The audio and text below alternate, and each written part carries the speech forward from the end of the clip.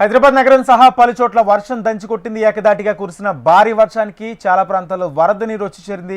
Greater పరిధిలో 7.5 సెంటీమీటర్ల వర్షపాతం నమోదైంది. లోతట్టు ప్రాంతాలు జలమయమయ్యాయి. రోడ్లన్నీ చెరువులను తలపించాయి. కొన్ని రోడ్లు నాలాలను తలపిస్తున్నాయి. మరికొన్ని రోడ్లు స్విమ్మింగ్ పూల్స్గా తయారయ్యాయి. ఐటీ కారిడార్ సహా పలు చోట్ల జనం ట్రాఫిక్ జామ్లో నరకయాతన పడుతున్నారు. కిలోమీటర్ల మేర వాహనాలు నిలిచిపోయాయి. షేక్పేట్, రాయదుర్గం, మాధాపూర్ ఈ మార్గంలో 3 కిలోమీటర్ల మేర ట్రాఫిక్ నిలిచిపోయింది. ఆఫీసు నుంచి ఇళ్లకు వెళ్లే టైం కావడంతో ఫుల్ ట్రాఫిక్ కనిపిస్తుంది. కిలోమీటర్ ప్రయాణానికి గంటకు పైగా సమయం పట్టింది.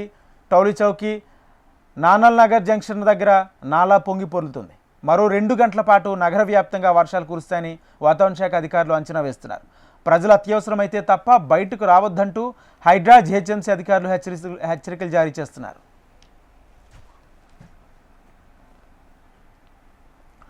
బేగంపేట్ సికింద్రాబాద్ మార్గంలో వాహనాలు జలదిగ్బంలో చిక్కిపోయాయి. ప్యాట్నీ సెంటర్ పరిసరాల్లో వరద రోడ్లపైకి రావడంతో వాహనదారులు, దుకాణదారులు బెంబేలెత్తిపోయారు. ఒక్కసారిగా వరద ముంచుకు రావడంతో రోడ్లు చెరువులను తలపించాయి. బేగంపేట్, ప్యాట్నీ నాలా పరిసర ప్రాంతం, ప్యాట్నీ నగర్ పూర్తిగా జల దిగ్బంధంలో చిక్కుకుపోయింది.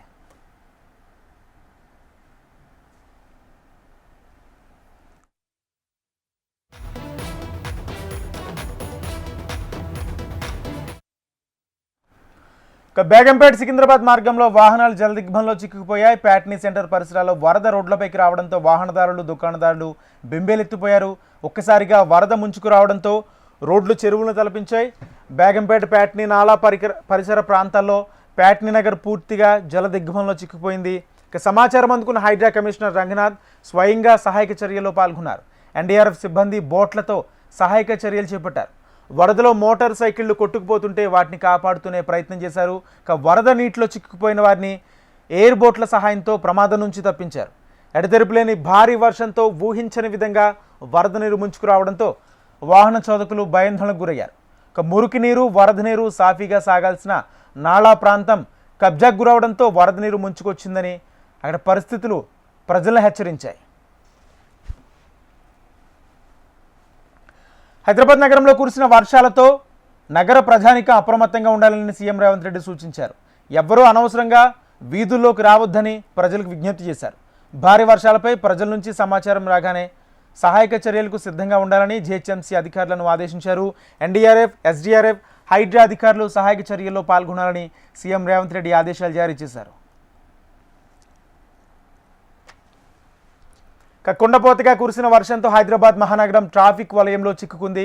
కిలోమీటర్ల మేర వాహనాలు నిలిచిపోయి వాహనదారులు నరకం చూస్తున్నారు.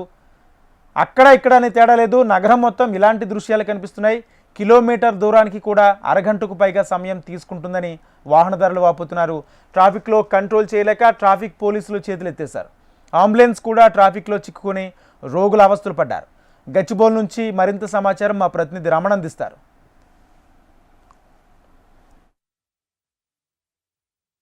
స్తంభించిపోయింది. ప్రస్తుతం అయితే నగర వ్యాప్తంగా ట్రాఫిక్ జామ్లతో వాహనదారులకు తీవ్రంగా ఇబ్బందులు పడుతున్నారు. ప్రస్తుతం మనం గచ్చిబౌలి దారిలో ఉన్నాం. ఒక్కసారి ఆ విజువల్స్ చూద్దాం. మొత్తం కనుచూపు మేర వాహనాలు ఏ విధంగా పూర్తిగా ట్రాఫిక్ జామ్ లో చిక్కుకున్నాయో చూస్తున్నాం. ఒక్కొక్క వాహనం కదలడానికి చాలా సమయమే తీసుకుంటుంది. అసలే హైదరాబాద్ మహానగరంలో ట్రాఫిక్ అంటే అది ఒక పెద్ద నరకం అని చెప్పాలి. అసలు ఒక పద్మ వ్యూహంలాగా మనం భావించాల్సి ఉంటుంది. ఆఫీస్లోకి వెళ్ళిన వారు ఇంటికి వెళ్లే సమయంలోనే ఒక్కసారిగా కుండపోతగా వర్షం కురియడంతో ప్రస్తుతం ఇప్పటికీ ఇంత టైం అవుతున్నా ఇంకా ట్రాఫిక్ అయితే క్లియర్ కాలేదు. ఆ ట్రాఫిక్ ను కంట్రోల్ చేయలేక ఓవైపు ట్రాఫిక్ పోలీసులు అవస్థలు పడుతున్నారు. ఇక చాలా వరకు సొంత వాహనాలు అంటే ప్రైవేట్ వాహనాలే ఎక్కువగా వినియోగిస్తుండడం కూడా కొంత మనకు నగరంలో ఈ ట్రాఫిక్ జామ్ లో కారణం అవుతుందని చెప్పొచ్చు. పబ్లిక్ ట్రాన్స్పోర్ట్ సంబంధించి పూర్తి స్థాయి సౌకర్యాలు లేకపోవడం కూడా ఒక కారణంగా మనం భావించాల్సి ఉంటుంది. ఏదేమైనా కుండపోతగా నగర వ్యాప్తంగా విస్తారంగా కురిసిన వర్షంతో నగర రోడ్లన్నీ చెరువులను తలపించాయి. వాటర్ ను లాగింగ్ ప్లేసెస్ లో అయితే పరిస్థితి ఇంకా అత్యంత అధ్వానంగా తయారని చెప్పాలి. ఆల్రెడీ హైడ్రా, డిఆర్ఎఫ్ టీమ్స్ రంగంలోకి దిగాయి. పూర్తి స్థాయిలో వాటర్ ఎక్కడెక్కడ నిలిచిపోయిందో వాటిని క్లియర్ చేసే ప్రయత్నం ఓవైపు చేస్తూనే ఉన్నారు. అయినా నగర వ్యాప్తంగా మనకు ఇదే సీన్, ఎక్కడ చూసినా ఇదే సీన్ కనిపిస్తుంది. ముఖ్యంగా ఐటీ ప్రాంతం కాబట్టి ఈ ప్రాంతంలో అయితే చాలా దారుణమైన పరిస్థితులు కనిపిస్తున్నాయి. మనకు ప్రస్తుతం గచ్చిబౌలియే కాదు, అటు కూకటిపల్లి వెళ్లే దారిలో కానీ మిగతా అన్ని ప్రాంతాల్లో కూడా కిలోమీటర్ల మేర వాహనాలను నిలిచిపోయి తీవ్రమైన ఇబ్బందులు పడుతున్న పరిస్థితి కనిపిస్తోంది. 1 కోటికి పైగా జనాభా హైదరాబాద్ ఉంది. ఆల్రెడీ మనకి అనధికారిక లెక్కల ప్రకారం 60 లక్షల పైగా వాహనాలు అన్నారు, కానీ ఇప్పుడు కోటికి చేరుకున్నాయని కూడా మనకు అనధికారిక లెక్కలు చెప్తూ ఉన్నాయి. ఈ క్రమంలో ఓవైపు మెట్రో ఉన్నా మరోవైపు బస్సులున్నా కూడా పరిస్థితిలో మాత్రం మార్పు లేదని చెప్పాలి. ఆల్రెడీ మెట్రో రైళ్లు కూడా కిక్కిరిసిపోయి ఉన్నట్టుగా చెప్తున్నారు. ఈ క్రమంలో ఒక్కసారి మనం మళ్ళీ చూస్తూ ఉన్నాం, ఏ స్థాయిలో ఏ వైపు చూసినా ట్రాఫిక్ ట్రాఫిక్ ట్రాఫిక్ అన్నట్టుగా తయారైంది. పరిస్థితి చాలా దారుణంగా ఉందని చెప్పాలి. వాహనం కదలక గంటల తరబడి ఈ ట్రాఫిక్ పరిమితుల్లో చిక్కుకొని వాహనదారులు సతమవుతున్న పరిస్థితి కనిపిస్తోంది. ఇక ఈ కార్ల పరిస్థితి చూడొచ్చు మనం ఒక్కసారిగా. ఈ వైపు మనం చూస్తూ ఉన్నాం. ప్రస్తుతం మనకు ఈ గచ్చిబౌలి నుంచి అటు టోలీ చౌక్కి వెళ్ళే దారిలో ఉన్నాం. ఆ దారిలో చూడొచ్చు వాహనాలు ఏ మేరకు ఎట్లా మెల్లమెల్లగా కదులుతున్నాయో. చాలా టైం తీసుకుంటుంది వాహనాలు మూవ్ కావడానికి. దీని మూలంగా దీని ఎఫెక్ట్ అంతా కూడా సిటీ మీద పడింది. చాలా వరకు మన సిటీలోని మెయిన్ మెహదీపట్నం, అటు పంజాగుట్ట, సికింద్రాబాద్, ఆ తర్వాత నాంపల్లి, ఈ పరిసర ప్రాంతాల్లో, అటు ఎల్బీ నగర్, అన్ని ప్రాంతాల్లో కూడా భారీ ట్రాఫిక్ జామ్లతో వాహనదారులు ఇబ్బందులు పడుతున్నారు. కుండపోతుగా వర్షం కురిసింది. ఆల్రెడీ వాతావరణ శాఖ కావచ్చు, ఇటు జీహెచ్ఎంసీ ఆల్రెడీ హెచ్చరికలు జారీ చేసి ఉంది. అత్యవసర పనులు ఉంటే తప్ప ఎవరు బయటకు రావద్దంటూ కూడా స్పష్టం చేసింది. అయినా ఇప్పుడు అంటే ఈరోజు ఆఫీసులు ఉన్నాయి కాబట్టి ముఖ్యంగా పీక్ అవర్స్ లో, అంటే ఇప్పుడు మనం ఏదైతే ఆఫీస్ టైం ముగించుకుని ఇంటికి వెళ్లే టైం ఉంటుందో ఆ టైంలో వెళ్ళడానికి ఒక్కొక్కరికి 2 నుంచి 3 గంటలకు పైగా సమయం తీసుకుంటుందంటే అది మనం కాదులేని నిజమని చెప్పాలి. ఎన్ని చర్యలు చేపడుతున్నా ట్రాఫిక్ ను మాత్రం కంట్రోల్ చేయడం అంత ఈజీగా, ఎందుకంటే ఇరుకైన దారిలో ఓవైపు మరోవైపు చాలా చోట్ల రోడ్లపై నీరు నిలిచి ఉండటం, ఇప్పటికీ చాలా చోట్ల ఏవైతే ఈ వరదకు సంబంధించిన కంట్రోల్ చేయడం కోసం జీహెచ్ఎంసీ కావచ్చు, హెచ్ఎండికి సంబంధించిన నిర్మాణాలు కొనసాగుతున్నాయి. ఆ నిర్మాణాలు ఇప్పటికీ నత్తనడకన సాగుతూనే ఉన్నాయి. ఇవన్నీ కూడా కొంత ఇబ్బందికరంగా మారింది. ఇలాంటి పరిస్థితుల్లో నగరంలో ప్రస్తుతం అయితే ట్రాఫిక్ పరంగా తీవ్రమైన ఇబ్బందులు ఎదురవుతున్నాయని చెప్పాలి. కిలోమీటర్ల ట్రాఫిక్ జామ్లతో చూడొచ్చు మనం.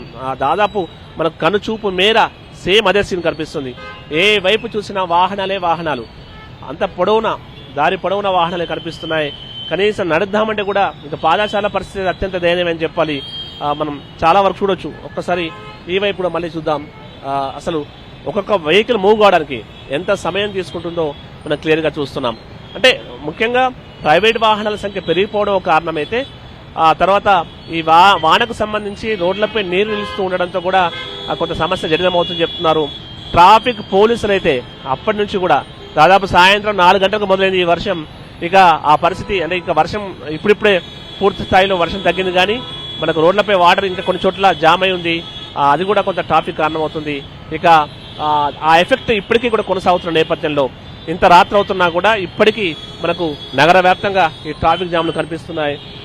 అంటే దీనికి సంబంధించి వర్షం పడ్డప్పుడు అంటే మామూలుగానే హైదరాబాద్ మహానగరంలో ట్రాఫిక్ అనేది ఒక పెద్ద ఇబ్బందికరమైన పరిస్థితులకు కారణమవుతుంది.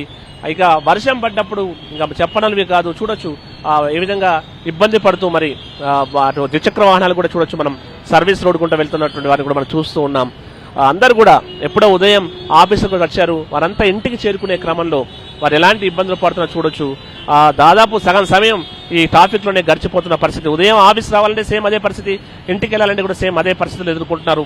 ముఖ్యంగా ఈ వర్షాలు పడ్డ సందర్భంలో అయితే ఈ అత్యంత దారుణమైన పరిస్థితులు ఎదుర్కోవాల్సి వస్తుందని కూడా మనకు వాహనదారులు చెప్తున్న పరిస్థితి కనిపిస్తోంది. మరి ఆ ట్రాఫిక్ ను కంట్రోల్ చేయడానికైతే పోలీసులు చాలా తీవ్రమైన శ్రమిస్తూనే ఉన్నారు, కానీ ప్రస్తుతం మనకున్న వనరులు అయితే ట్రాఫిక్ పరమైన ఇబ్బందులకు కారణమవుతుందని చెప్పాలి. చాలా చోట్ల సమస్యలు ఉన్నాయి. ఆ సమస్యల మూలంగానే ఈ ట్రాఫిక్ జామ్లు అవుతున్నాయి. అయితే ఒక్కరుగా వస్తున్న కార్లకు సంబంధించి కూడా కొంత సమస్యగా మారింది. దీనికి సంబంధించి మిగతా రాష్ట్రాల్లో ముఖ్యంగా ఢిల్లీ లాంటి రాష్ట్రాల్లో ఎలాంటి సిస్టమ్ తీసుకొచ్చారో అది కూడా ఇక్కడ తీసుకోవాల్సిన అవసరం ఉందనేటువంటి అభిప్రాయాలు వ్యక్తం అవుతున్నాయి. ఇక పబ్లిక్ ట్రాన్స్పోర్ట్ ను ఇంప్రూవ్ చేయడం అనేది, పబ్లిక్ ట్రాన్స్పోర్ట్ ను మరింత అభివృద్ధి చేస్తే ఈ సమస్య నుంచి బయటపడొచ్చని చెప్తున్నారు. మరో 2 రోజుల పాటైతే హైదరాబాద్ కు భారీ వర్ష సూచన ఉంది. ఈ క్రమంలో వాతావరణ శాఖ కావచ్చు, జీహెచ్ఎంసీ కూడా హెచ్చరికలు జారీ చేస్తుంది. అత్యవసర పనులుంటే తప్ప బయటకు రావద్దంటూ కూడా స్పష్టం చేసిన పరిస్థితి ప్రస్తుతం కనిపిస్తుంది. ఏదేమైనా ప్రస్తుతం ఈ రోజైతే నగరంలో ట్రాఫిక్ జామ్లతో వాహనదారులు అయితే తీవ్రమైన ఇబ్బందులు ఎదుర్కొంటున్నారు. మన పరిస్థితి నరేష్తో కలిసి రమణ హెచ్ఎన్టీవీ హైదరాబాద్. మహిళలు ఆశీర్వదించిన కాంగ్రెస్ ప్రజాపాలనలో అవాంతరాలను అధిగమించి అభివృద్ధి చేసుకుంటుంటే కేసీఆర్ వారలేకపోతున్నారని తెలంగాణ సీఎం రేవంత్ రెడ్డి విచారం వ్యక్తం చేశారు. నాగర్ కర్నూలు జిల్లా కొల్లాపూర్లో జరిగిన బహిరంగ సభలో మాజీ సీఎం కేసీఆర్ను ఉద్దేశించి ఆవేశంగా మాట్లాడారు. కాంగ్రెస్ ప్రజాపాలనలో అంచనాలకు మించి జరుగుతున్న అభివృద్ధిని చూసి కడుపు మంటతో కేసీఆర్ కుమిలిపోతున్నారని ప్రస్తావించారు. తెలంగాణలో 2034 దాకా పాలమూరు బిడ్డ ముఖ్యమంత్రిగా సేవలు అందిస్తాడని, పెండింగ్ ప్రాజెక్టులు పూర్తి చేస్తాడని రాసిపెట్టుకోమని కేసీఆర్కు సూచించారు. తెలంగాణ మహిళల ఆర్థిక అభ్యున్నతి గురించి అధికారంలో ఉన్నప్పుడు ఏనాడైనా యోచన చేశారా అంటూ కేసీఆర్ను రేవంత్ రెడ్డి ప్రశ్నించారు.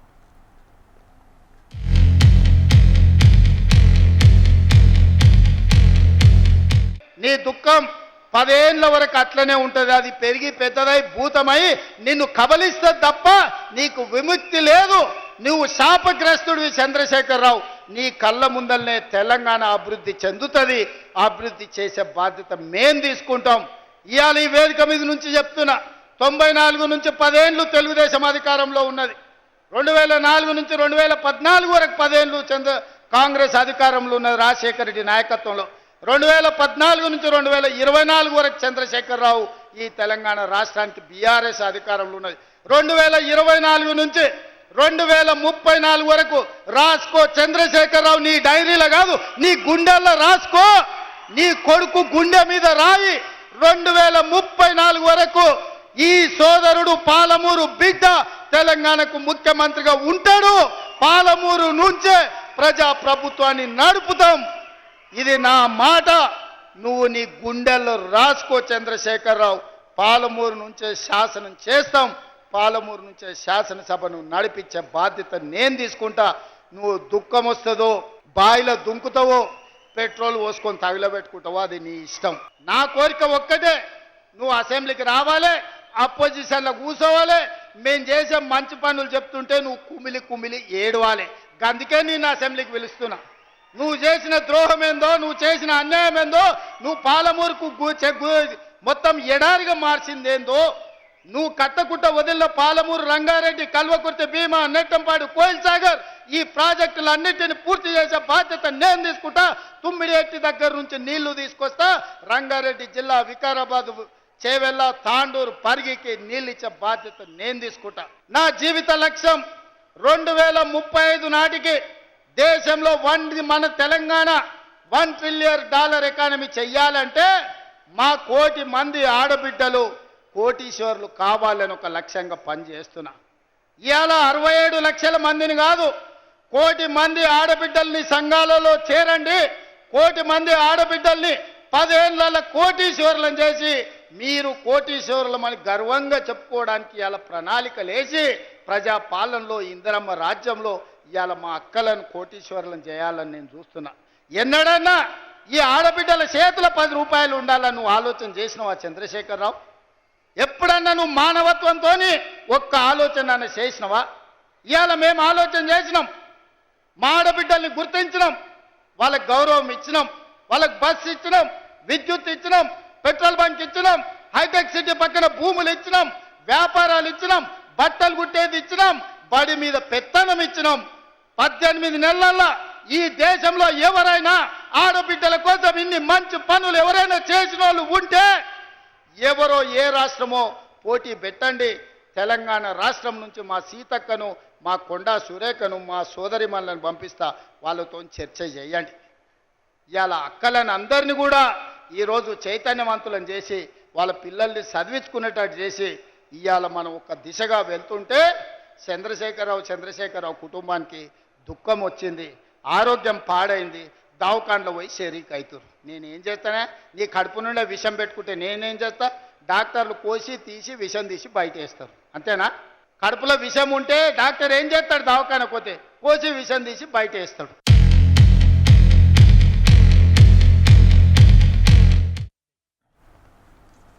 తెలంగాణ నీటి ప్రాజెక్టులు కట్టుకోవడానికి ఆంధ్రప్రదేశ్ సీఎం చంద్రబాబు నాయుడు మంచి మనసుతో సహకరించాలని తెలంగాణ సీఎం రేవంత్ రెడ్డి విజ్ఞప్తి చేశారు. నాగర్ కర్నూలు జిల్లా కొల్లాపూర్లో నిర్వహించిన సభలో రేవంత్ రెడ్డి ప్రసంగించారు. తెలంగాణ ప్రయోజనాలను దెబ్బతీసే విధంగా కడుతున్న రాయలసీమ ఎత్తిపోతల ప్రాజెక్టును రద్దు చేయాలని రేవంత్ రెడ్డి కోరారు.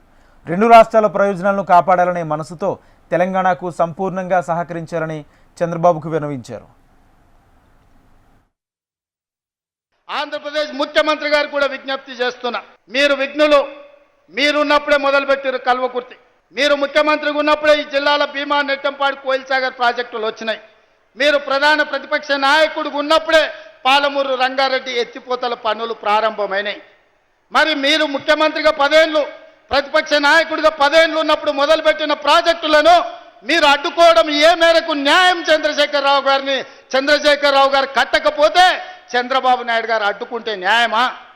అందుకే చంద్రబాబు నాయుడు గారికి విజ్ఞప్తి చేస్తున్నా, మా పాలమూరు రంగారెడ్డి ఎత్తిపోతలకు అడ్డం పడొద్దు, మా డిండి ప్రాజెక్టును అడ్డుకోవద్దు, మా కల్వకుర్తి, మా భీమా, మా నెట్టంపాడు, మా కోయిల్ సాగర్ మీరు అడ్డుకోవద్దు. ఒకనాడు పాలమూరు జిల్లాను మీరు దత్తత తీసుకున్నా అని చెప్పారు. మీరు బాధ్యతగా ఉండండి, మమ్మల్ని బ్రతకనియండి, మా ప్రాజెక్టులు పూర్తి చేసుకోనివ్వండి. యువత డ్రగ్స్కు దూరంగా ఉండాలి, రేవంత్ రెడ్డి స్పీచ్లకు దూరంగా ఉండాలని బీఆర్ఎస్ వర్కింగ్ ప్రెసిడెంట్ కేటీఆర్ సూచించారు. ఏపీ మంత్రి లోకేష్ను కలవలేదు, కలిస్తే తప్పేంటని సీఎం రేవంత్ రెడ్డిని నిలదీశారు. రేవంత్ రెడ్డి హుందాగా వ్యవహరించాలన్నారు. పొరుగు రాష్ట్ర మంత్రిని కలిస్తే తప్పేంటని ప్రశ్నించారు.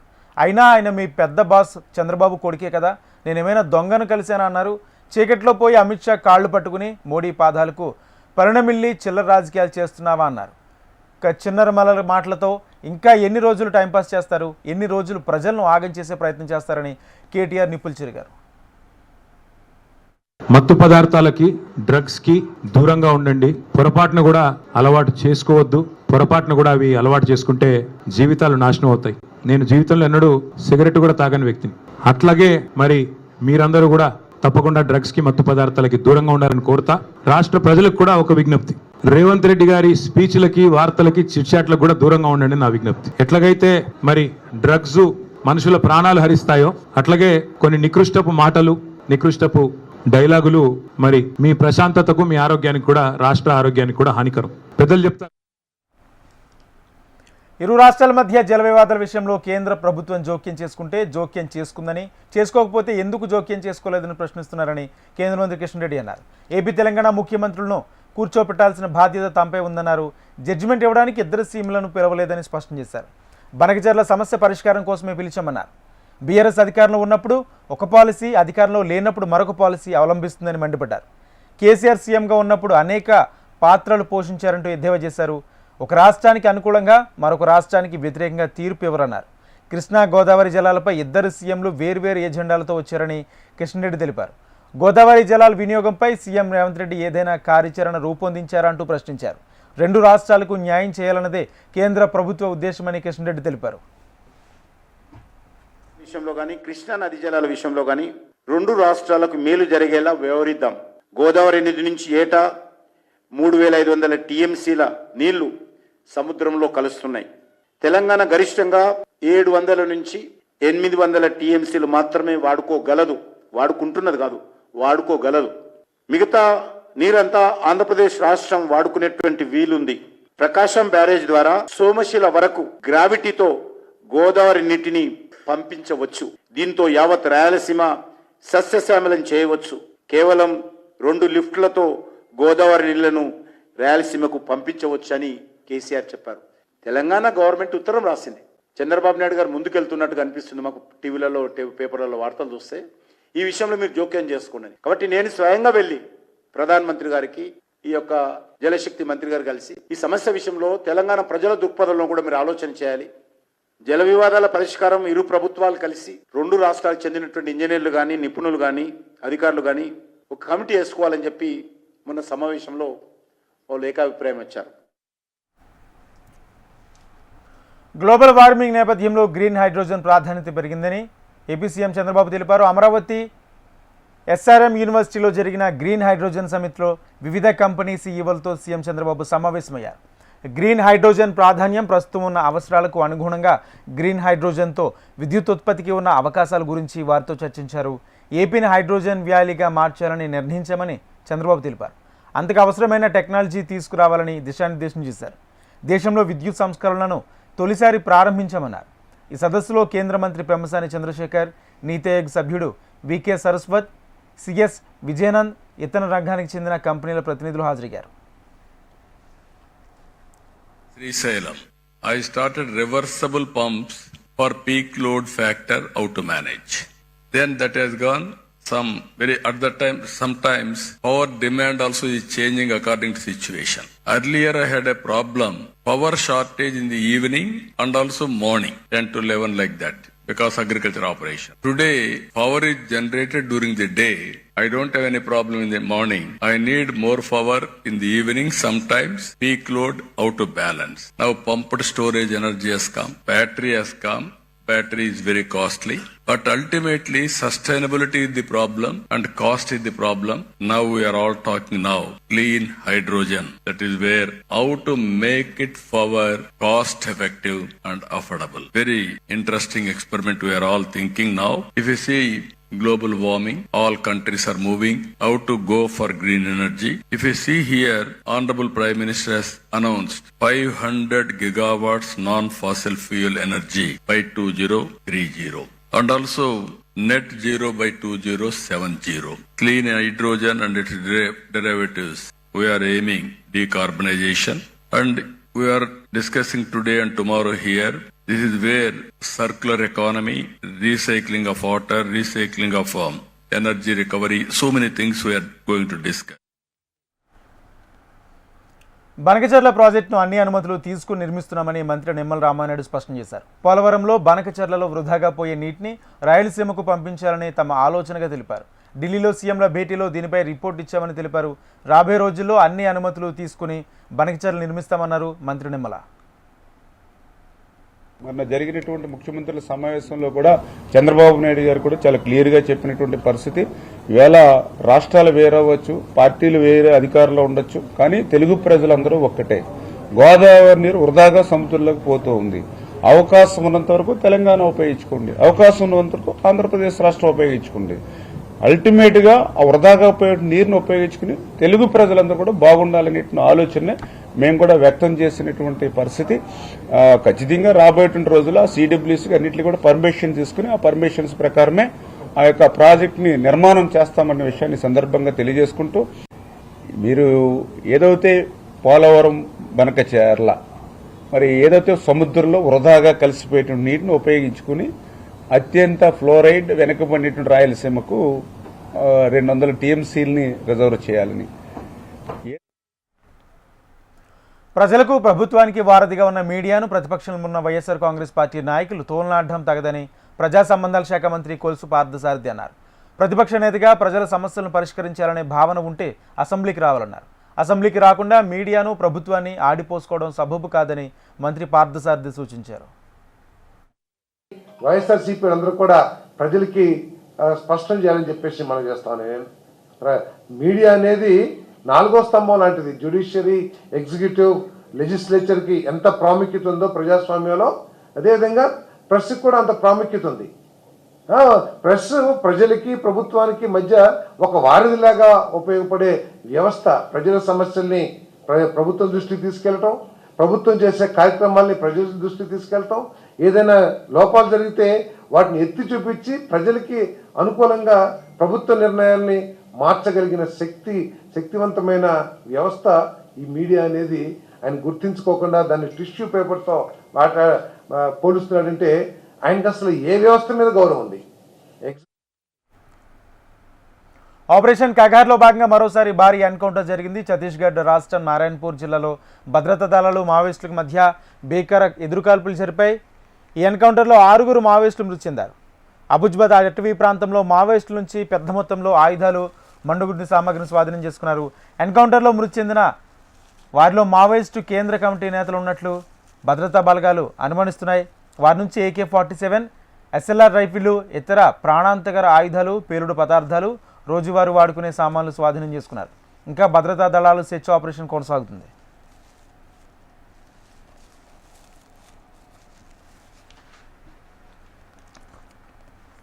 హెచ్సీఏ కేసులో సిఐడి విచారణ కొనసాగుతుంది. IPLలో జరిగిన అవకతవకలో అరెస్ట్ అయిన హెచ్సీఏ అధ్యక్షుడు జగన్మోహన్ రావును ఉప్పల్ స్టేడియానికి తీసుకొచ్చారు.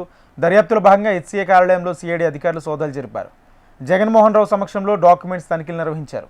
హెచ్సీఏ ఆఫీస్, శ్రీచక్ర క్లబ్, జగన్మోహన్ ఇంట్లో సోదాలు చేశారు.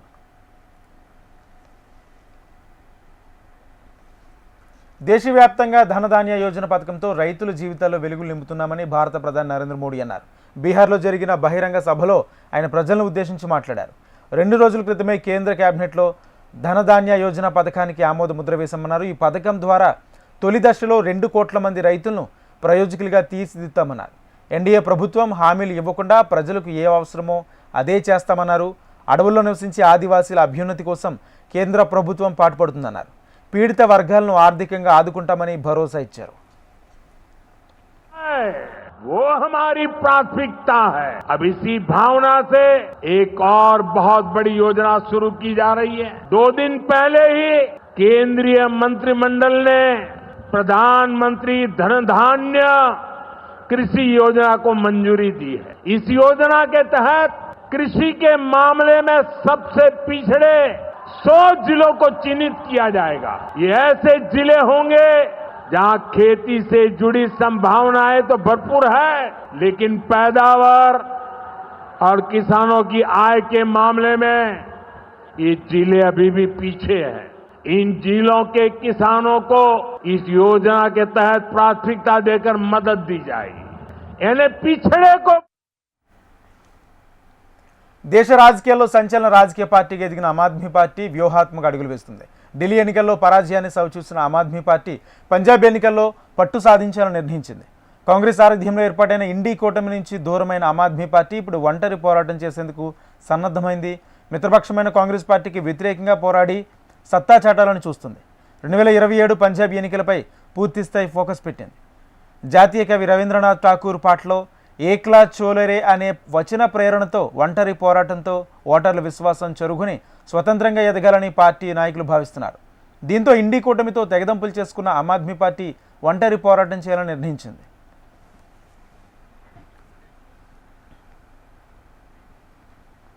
ఇవి bulletin updates. Keep watching HM TV.